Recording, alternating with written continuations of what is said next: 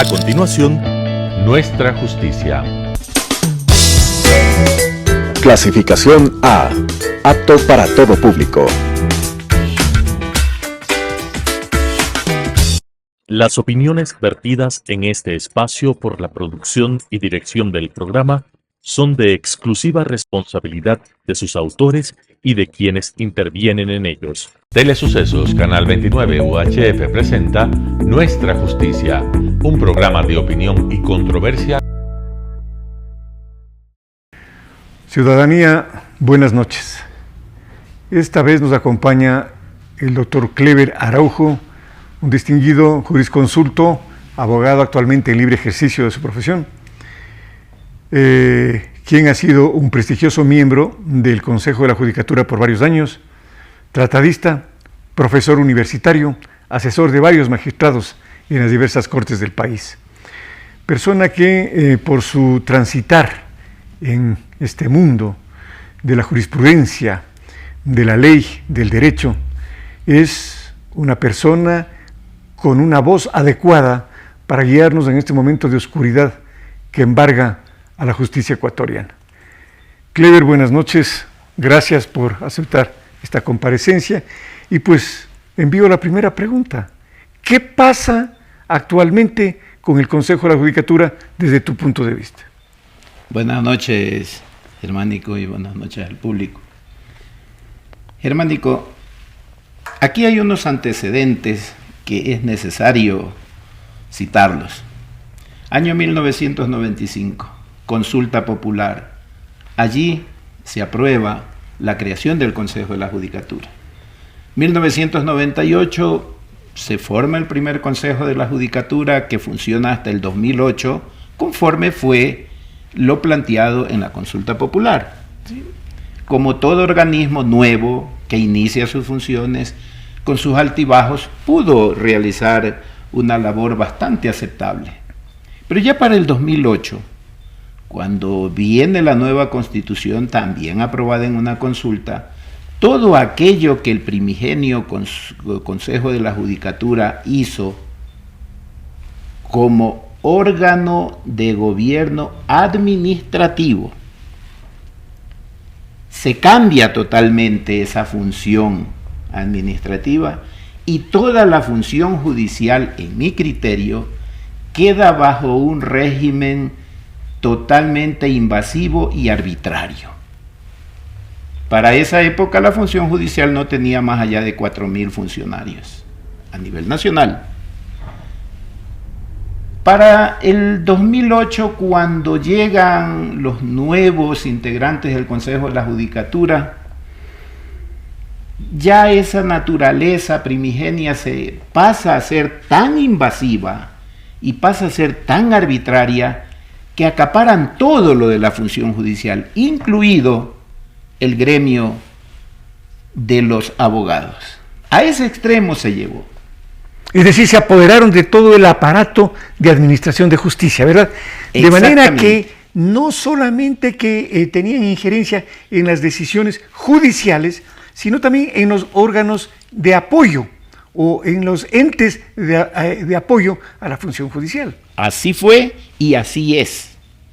Al momento, desde el año 2008, se crearon direcciones, subdirecciones, especialistas, constitucionalistas, expertos, y eso llevó a la función judicial, que en el año 2011 contaba más o menos con unos 6.000 funcionarios, llegó hasta el 2014-2015 a tener un poco más, un poco menos de 14.000 funcionarios. Increíble. Una cosa amorfa, como diría yo. Funcionarios administrativos, no jueces. Se priorizó la parte administrativa. Increíble. En el 2013 se llama un concurso para jueces, ¿sí? Se nombraron a los jueces, luego hubo un pequeño concurso donde se siguió nombrando jueces de instancia, con lo grave de que se nombran a los jueces que ganaron el concurso. Germánico, ganaron el concurso y claro, con todo derecho ellos ocuparon sus cargos, pero se dejó una lista de elegibles. Y desde allí, después de un segundo concurso pequeño que hubo a nivel nacional, ya no se volvió a nombrar, o ya no se volvió a llamar a concursos. Y esa lista de elegibles ha servido hasta hace poco, no sé si en la actualidad la utilizan todavía, pero ahora hay un juez destituido, hay un juez que renuncia, hay un juez que fallece, se saca de la lista de elegibles y se coge a un elegible que no ganó el concurso, ¿sí? No lo ganó, pero se crea la lista de elegibles, se lo coge y se lo pone en el puesto. Eso no es correcto. No es correcto. Eso no es correcto. Es decir, no tiene mérito para estar ahí, Así más allá de a es. lo mejor haber sido relacionado con quienes formaban el Consejo de la Judicatura de aquel entonces. Así es. Bueno, en cambio, en la parte administrativa, el Consejo de la Judicatura llega a tener para el 2014-2015 más o menos el 60 o 60% más o menos de los funcionarios allí. Y en la parte jurisdiccional, los jueces tienen juez y tienen un ayudante. Al secretario en el Código Orgánico General de Procesos se le quitó muchas funciones, muchas, que luego fueron reformadas porque, claro, la Constitución del 2008, que fue la Constitución para 300 años, pues a los pocos meses y a los pocos años ya hubo que reformarla. Así fue. ¿Sí? Y en medio de esas reformas es cuando toda esa parte invasiva, esa parte arbitraria del Consejo de la Judicatura se va inflando más y más y más. Y se hace uso de un poder que no le da ni la Constitución ni la ley para poder mantener a la función judicial bajo control. Bajo control político, hablemos de control político. Bajo control político, exactamente. Sí. A esto se suma que también en la legislatura se contaba ya con los contratos para elaborar leyes, ¿sí? Se contrata la elaboración de nuestras leyes como el Código, la misma Constitución del 2008, el Consejo, el Código Orgánico General de Procesos fue elaborado por juristas que no conocían nuestra realidad, ¿sí? Y allí vienen una serie de cosas. En medio de ese camino se aparece por allí el famoso error inexcusable por el cual de manera arbitraria se destituyó, se sancionó, se hizo una serie de barbaridades. Se puso bajo la bota del Consejo varios jueces. Así es. Y allí se destituyó y se eliminó, perdón la expresión, se eliminó de la función judicial a muchos jueces probos. Pocos de ellos lograron con acciones constitucionales volver a sus funciones. Pero ese no era el camino que se estableció en el 95 y en el 98 para un Consejo de la Judicatura era de ser un órgano administrativo. ¿Se puede retomar esa característica fundamental por la que hemos peleado siempre? Porque el Consejo debe limitarse a administrar el recurso humano y económico de la función. ¿Puede volver a eso? Sí se puede. ¿Qué haría falta? Y así debe ser. ¿Qué haría falta? Yo voy a poner un ejemplo. Cuando la pandemia, el Consejo de la Judicatura tomó ciertas decisiones para suspender, por ejemplo, las audiencias presenciales, ¿sí? Y yo esperaba, ¿sí?, un poco ávido de que no se dé lo que se me había metido en la mente. ¿Será que el Consejo de la Judicatura va a suspender términos y plazos? No sé qué pasó, pero fue preciso cuando la Corte Nacional, en cumplimiento de sus funciones, fue la que suspendió los términos y plazos.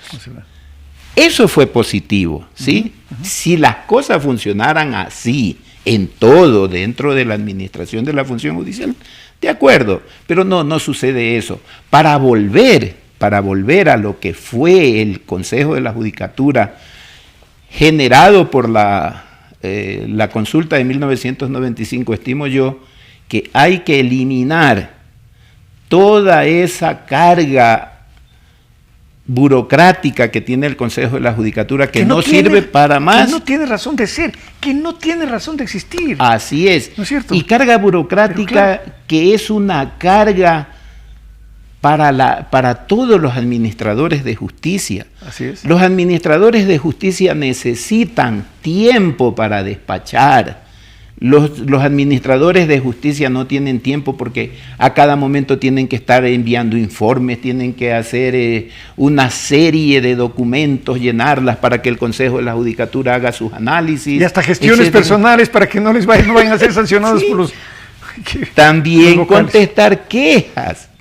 Entonces yo digo, si eliminamos, por ejemplo, esa parte y sometemos el régimen disciplinario a un órgano integrado por abogados que conozcan derecho. Tuvimos un Consejo de la Judicatura que presidió un ingeniero o arquitecto, no recuerdo.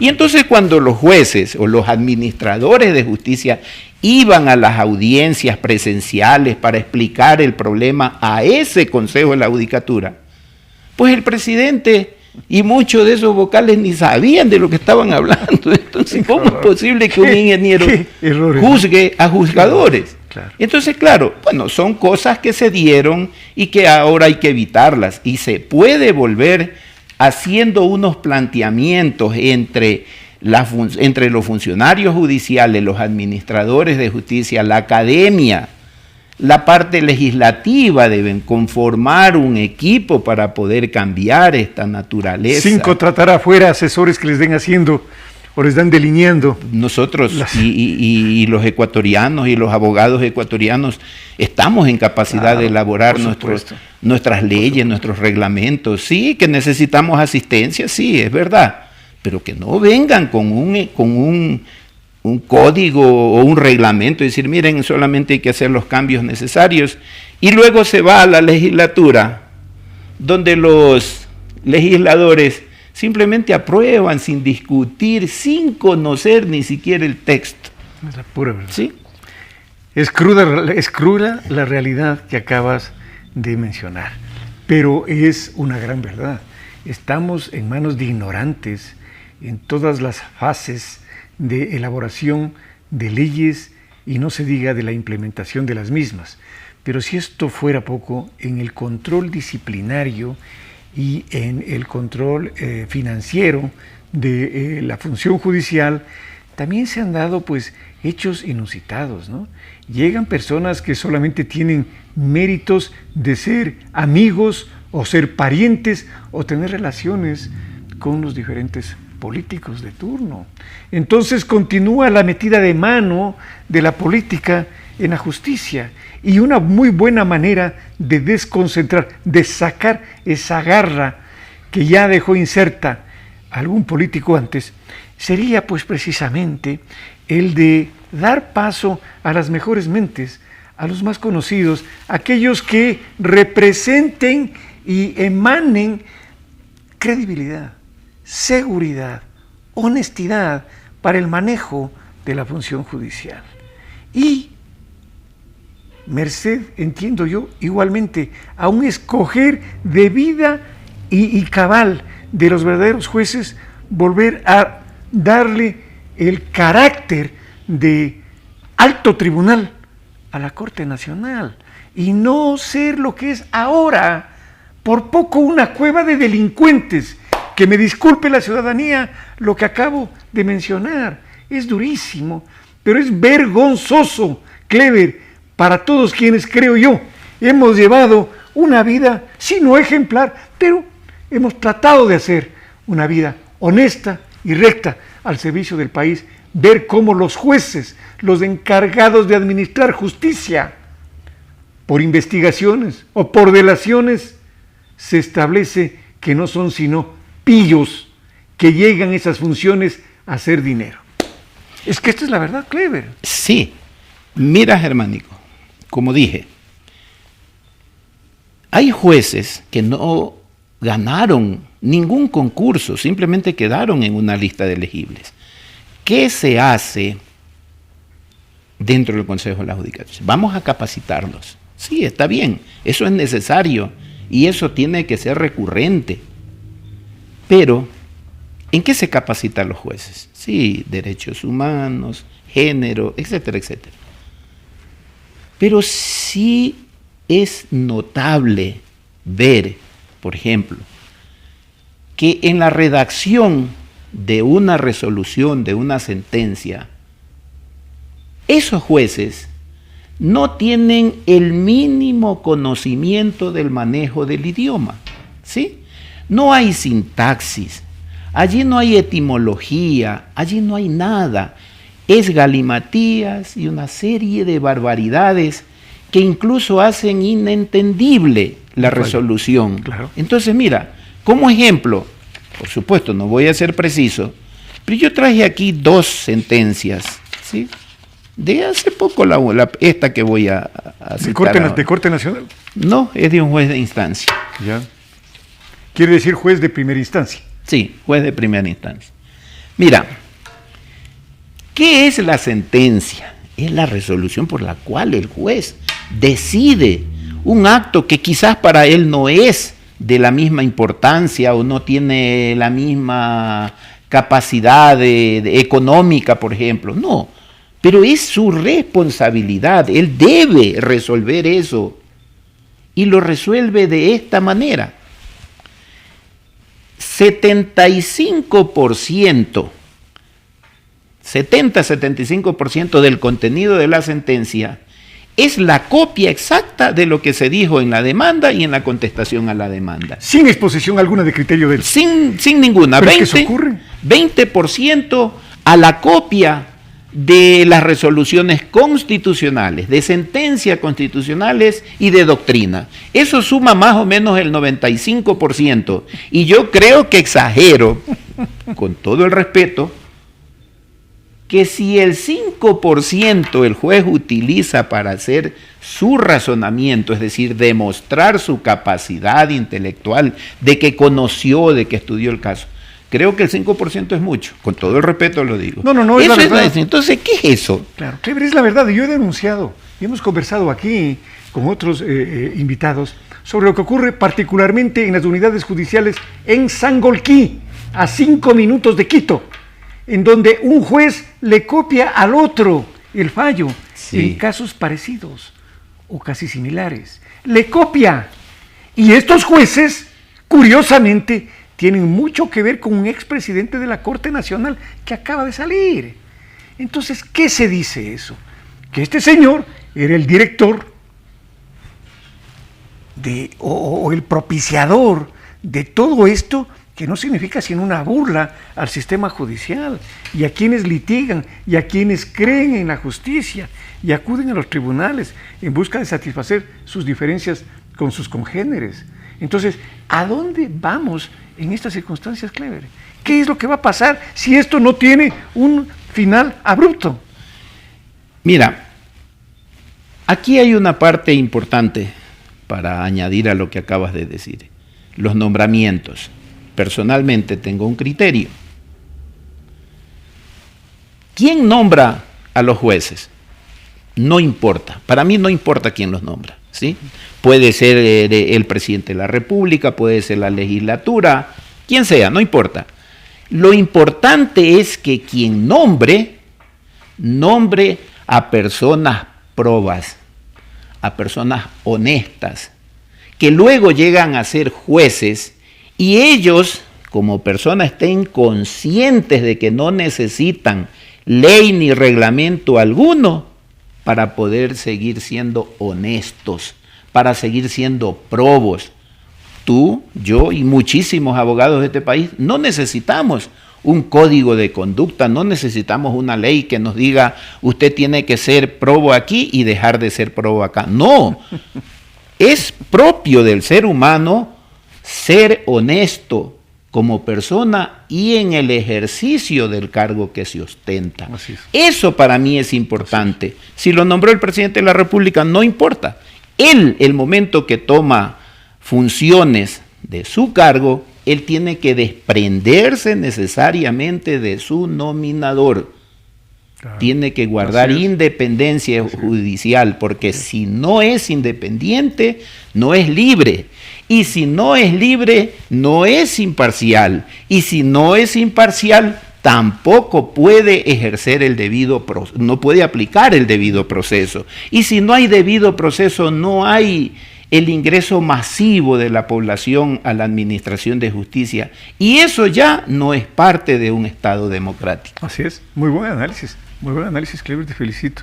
Yo pienso exactamente igual y digo por eso, ¿es necesario entonces una reforma constitucional integral al sistema judicial?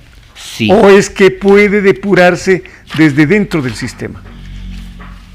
Mira, no quiero nombrar ni citar lo que ha sucedido durante estos 15 últimos años, pero haciendo una autodepuración, aquellos que ya ahora no están dentro de la función judicial, están dentro de... ¿Cómo logras una autodepuración con gente así?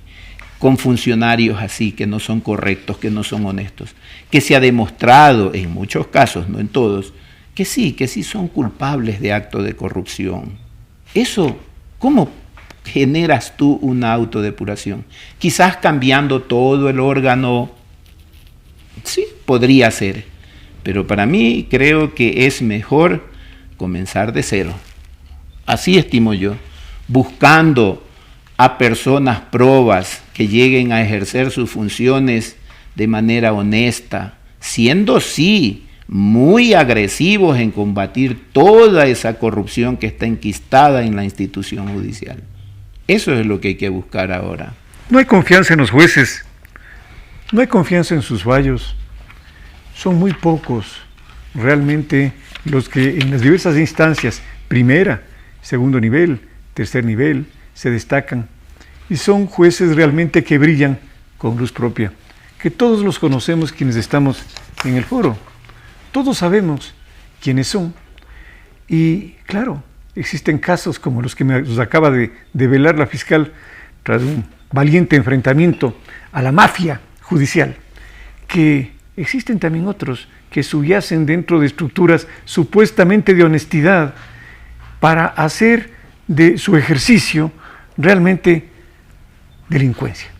Y esto no puede ser.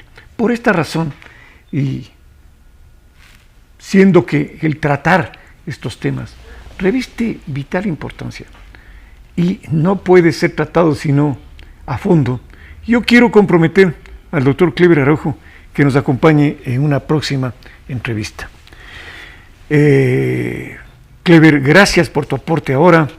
Agradezco a la ciudadanía el haber prestado atención a este programa y repito, esperamos contar muy pronto con el doctor Araujo nuevamente ante ustedes.